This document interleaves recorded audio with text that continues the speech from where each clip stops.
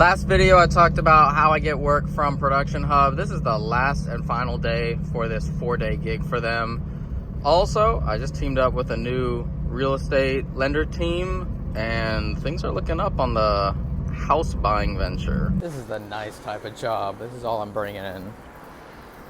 Just gimbaling with an A7S III today. Thank you. This is the type of stuff I'm filming. The company designed this whole thing, the carpet, the chairs, the LED screen, put the speakers in, made that screen actually a storage area. And so I'm just grabbing shots of that. I like that I don't have to talk to anyone. Okay, this is exactly what my client wants to see. People scanning the QR codes so that whoever hired them says, oh, we need to pay them to do these walls, and that's exactly what I'm getting right now.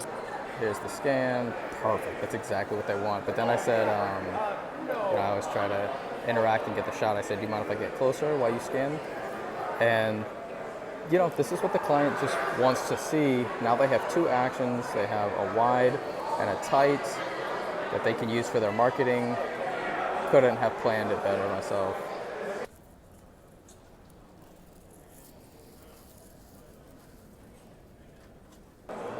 Looks like some type of EOS R camera, RF mount, and then some pocket wizards and cross lighting. Just rinse and repeat. As someone who looks like this, like a surfer skater, I don't feel more out of place anywhere than on a corporate trade show, but that's where I get most of my high-paying work. So twice in the last 24 hours, I've been asked for a reel, which means I need to update my reel because I have mine from 2023, which looks fine, but I've shot better work since then. So I need to compile all the stuff from last year, put it together, and even when I got another inquiry that I wasn't gonna do, I handed it off to my buddy. It's a low-paying gig, easy work.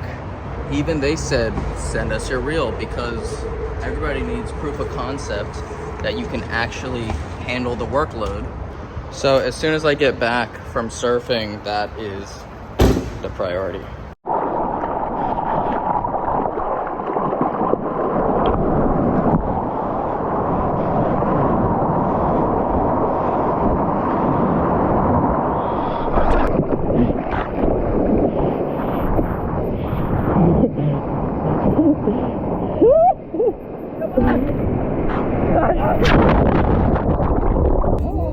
It's enough for like 3 or 4 people easy to do like a whole shower.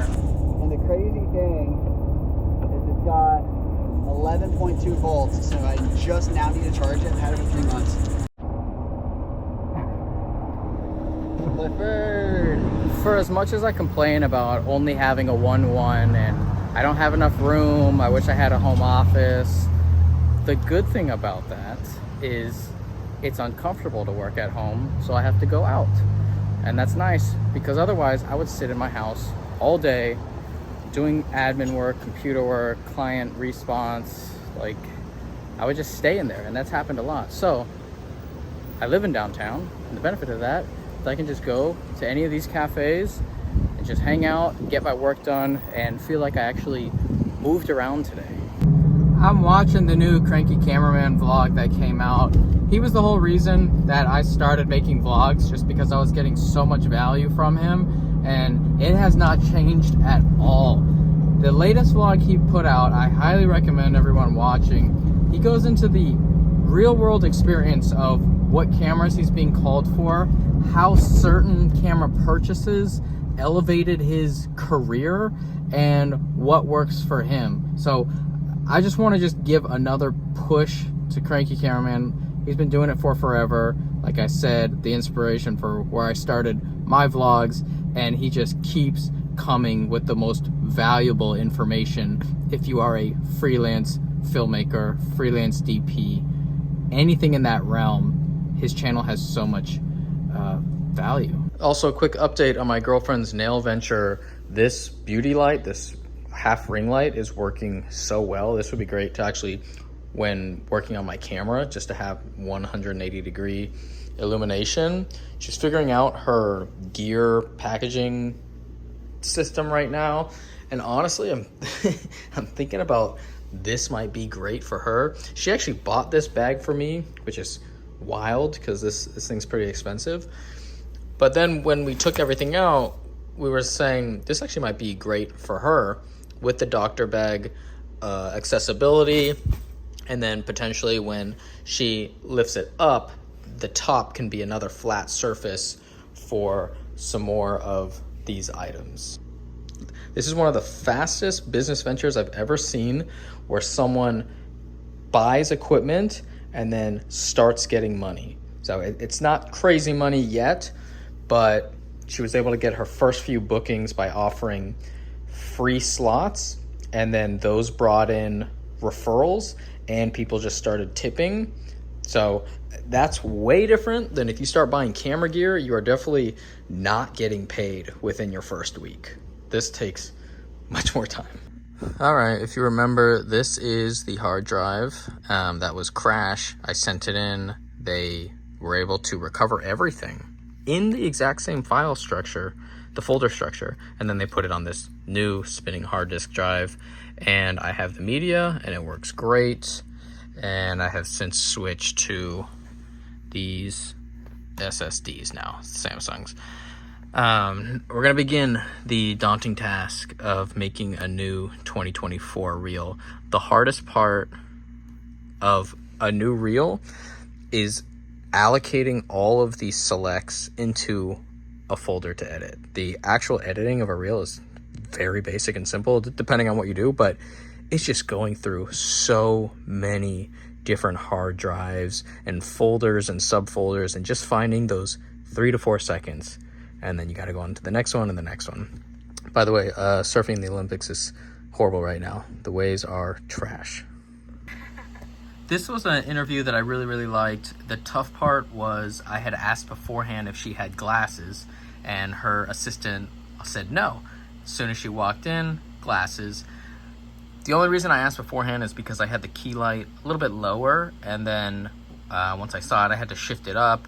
Once you get that high, there's that much of an angle on the nose and sometimes the forehead. It's really nice to bring in a white bounce card underneath to fill in the shadows to offset it.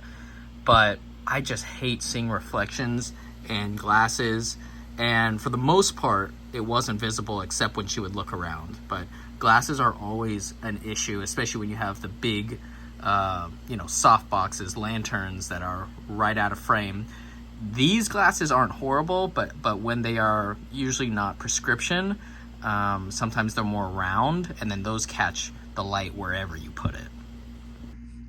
It's so cool going through all these projects. This was for the Wall Street Journal, so this is an important moment.